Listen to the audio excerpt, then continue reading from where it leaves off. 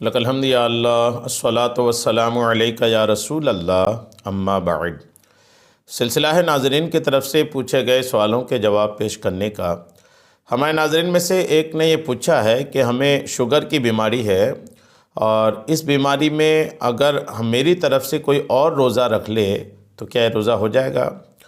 Sugar کے مریضوں کو کئی بار روزہ رکھنے میں پریشانی ہوتی ہے، تو شوگر کے مریض کو اگر خود روزہ رکھنے میں پریشانی ہو تو وہ اپنے روزے کسی اور سے رکھوا لے رمضان کے علاوہ، چونکہ رمضان کے دنوں میں تو آدمی اپنا روزہ رکھے گا، رمضان کے بعد وہ اپنا روزہ کسی اور سے رکھوا لے تو کیا یہ رکھوا سکتا ہے؟ انہوں نے یہ بھی پوچھا ہے کہ ہم نے اپنے علاقے کے امام صاحب سے پوچھا تو انہوں نے کہا کہ آپ رکھوا سکتے ہیں۔ کیا اس کی حقیقت ہے؟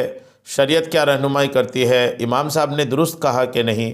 آئیے تمام چیزیں توجہ کے ساتھ سنیے۔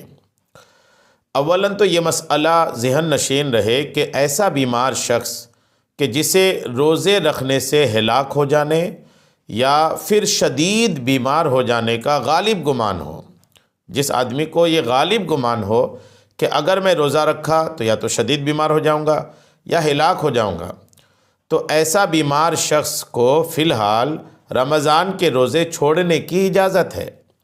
جو آدمی اتنا بیمار ہے کہ اسے روزہ رکھنے میں شدید بیمار ہو جانے کا ڈر ہے یا ہلاک ہی ہو جانے کا ڈر ہے، تو ایسے آدمی کو تو شریعت رخصت دے رکھی ہے، ایسے آدمی کو شریعت کی طرف سے چھوٹ ہے کہ چاہے تو وہ روزہ ابھی رمضان میں نہ رکھے۔ البتہ صحت یاب ہونے کے بعد اسے ان سب روزوں کی قضا کرنا ہوگی۔ صحت یابی جب ہو جائے گی، جب وہ صحت ایسی ہو جائے گی کہ روزہ رکھ پائیں، تو پھر انہیں ان روزوں کی قضا کرنا پڑے گی۔ ہاں، اگر اسے بیماری وغیرہ کسی شرعی مجبوری کے سبب ان روزوں کی قضا کا موقع ہی نہ ملے، یعنی بیماری ٹھیک نہیں ہوئی، جیسے شوگر کے مریض عموماً دن بدن شوگر کے مریض کی حالت خراب ہی ہوتی رہتی ہے، سدھار کی طرف کمی ان کی حالت آتی ہے، یا پھر کوئی ایسی بیماری کہ وہ موقع ہی نہیں ملا، بالکل وہ بیماری بنی ہی رہ گئی، یہاں تک کہ وہ شیخ فانی کے حکم کو پہنچ جائے۔ شیخ فانی بڑھاپے کی اس حالت کو پہنچ گئے کہ جس کے بعد اب واپس صحت کی امید ختم ہو جائے، تو اب اسے ان روزوں کے بدلے میں فدیہ دینے کی اجازت ہوگی، جس کی تفصیل کتب فقہ میں مذکور ہے، یعنی انہیں فدیہ دینا پڑے گا۔ اب بھی ان کی طرف سے کوئی دوسرا وہ روزہ نہیں رکھ سکتا۔ البتہ جہاں تک پوچھے گئے سوال کا جواب ہے تو یاد رہے کہ روزہ ایک خالص بدنی عبادت ہے، بدنی عبادت ہے خالص، اور بدنی عبادت جتنے بھی ہیں، خواہ نماز ہو یا روزہ ہو، کسی دوسرے کے کرنے سے ادا نہیں ہوتی۔ جی ہاں، دوسرے کے کرنے سے ادا نہیں ہو سکتی، لہٰذا پوچھی گئی صورت میں اس بیمار شخص کی طرف سے کوئی اور شخص رمضان کے فرض روزے نہیں رکھ سکتا، شریعت میں اس کی قطعاً گنجائش نہیں۔ بدنی عبادت جیسے نماز ہے، روزہ ہے، یہ کوئی دوسرے کی نماز دوسرے کی طرف سے، دوسرے کا روزہ دوسرے کی طرف سے نہیں رکھ سکتا، اس کی قطعاً کوئی گنجائش نہیں ہے۔ جب تک آپ رکھ نہیں پا رہے ہیں تو چھوٹ ہے، اجازت ہے، اور جب آپ اس کنڈیشن کو پہنچ جائیں گے کہ شیخ فانی ہو گئے، بڑھاپے کی وہ کنڈیشن آ گئی کہ اب صحت کی کوئی امید نہیں رہی، تو اب آپ اپنے روزوں کا فدیہ ادا کریں گے، تب بھی کوئی دوسرا آپ کی طرف سے نہیں رکھ پائے گا۔ تو جو امام صاحب نے بتایا سراسر غلط بتایا۔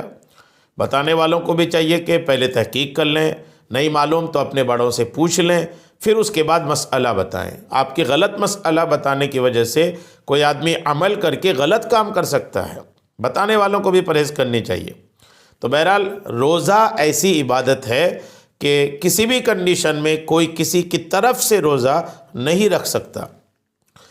چنانچہ مشکات المصابیح میں ہے کہ حضرت ابن عمر رضی اللہ تعالی عنہ سے سوال کیا گیا، کیا ایک شخص دوسرے کے بدلے میں روزہ رکھ سکتا ہے یا نماز پڑھ سکتا ہے؟ تو آپ نے ارشاد فرمایا، کوئی دوسرے کی طرف سے روزہ نہ رکھے اور نہ ہی نماز پڑھے۔ مشکات کتاب الصوم جلد 1 صفحہ 180۔ اس حدیث پاک کے تحت حکیم الامت مفتی احمد یار خان نعیمی رحمۃ اللہ تعالی علیہ فرماتے ہیں، حدیث کا مطلب یہ ہے کہ زندگی میں یا بعد موت کوئی شخص کسی کی طرف سے محض بدنی عبادتیں روزہ نماز وغیرہ ادا نہیں کر سکتا۔ میرات المناجیح کتاب الصیام جلد 3 صفحہ 177۔ روزے میں دوسرے کو نائب بنانے کے حوالے سے مبسوط میں ہے کہ روزہ ایسی عبادت ہے جس کی نیابت یعنی جس کے لیے نائب بنانا زندگی میں اور موت کے بعد بھی جاری نہیں ہو سکتی، جیسا کہ نماز، اور یہ اس لیے ہے کہ عبادت کا معنی بدن پر مشقت ہونا ہے اور نائب کے ادا کرنے سے یہ معنی حاصل نہیں ہوتا۔ المبسوط کتاب الصوم جلد 3 صفحہ 161۔ اور سیدی اعلیٰ حضرت علیہ رحمہ اس حوالے سے ارشاد فرماتے ہیں، اپنے بدلے دوسرے کو روزہ رکھوانا محض باطل اور بے معنی ہے۔ بدنی عبادت ایک کے کیے دوسرے پر سے نہیں اتر سکتی، نہ مرد کے بدلے مرد کے رکھے سے نہ عورت کے۔ اللہ تعالیٰ آپ سب کو اس سلسلے میں ہدایت نصیب فرمائے۔ بہرحال بدنی عبادت جو ہے یہ دوسرے کی طرف سے نہیں کیا جا سکتا، اس لیے کوئی روزہ کسی کی طرف سے نہیں رکھ پائے گا۔ اب کنڈیشن آپ کے لیے وہی ہے کہ آپ کی بیماری اگر بنی ہے تو آپ کو شریعت رخصت دیتی رہے گی، یہاں تک کہ جب آپ شیخ فانی ہو گئے، بڑھاپے تک پہنچ گئے، اور پھر اس وقت ظاہر سی بات ہے اب صحت کی امید ختم ہو جاتی ہے، تو پھر آپ فدیہ دے سکتے ہیں۔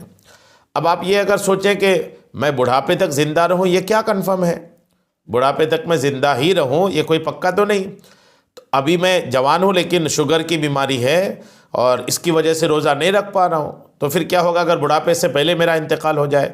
تو میں آپ کو مشورہ دوں گا کہ اپنا وصیت نامہ تیار رکھیں کہ بالفرض اگر بڑھاپے سے پہلے مجھے موت ہو جاتی ہے تو آپ اپنی وصیت رکھ کر دیں اپنی اولاد کو، یا کچھ رقم الگ سے رکھ دیں اس حوالے سے وصیت کر کے کہ اگر بالفرض بڑھاپے سے پہلے میرا انتقال ہوتا ہے تو جتنے میرے رمضان کے روزے چھوٹیں گے ان روزوں کا فدیہ آپ کی اولاد آپ کی طرف سے ادا کر دیں، ایسی وصیت کر جائیں۔ تو آپ کی اولاد آپ کی وصیت کے مطابق آپ کے بعد اگر وہ اس طرح کر لیتی ہے، فدیہ ادا کر دیتی ہے آپ کے روزوں یا آپ کے نمازوں کا، تو الحمدللہ وہ آپ کے ذمے سے ادا ہو جائے گا۔ امید ہے بات آپ کو سمجھ میں آ گئی ہوگی۔ اللہ کریم ہم سب کو شریعت کے تمام مسائل سیکھنے، سمجھنے اور اس پر عمل کی توفیق عطا فرمائے۔ آمین بجاہ النبی الامین صلی اللہ تعالی علیہ وسلم۔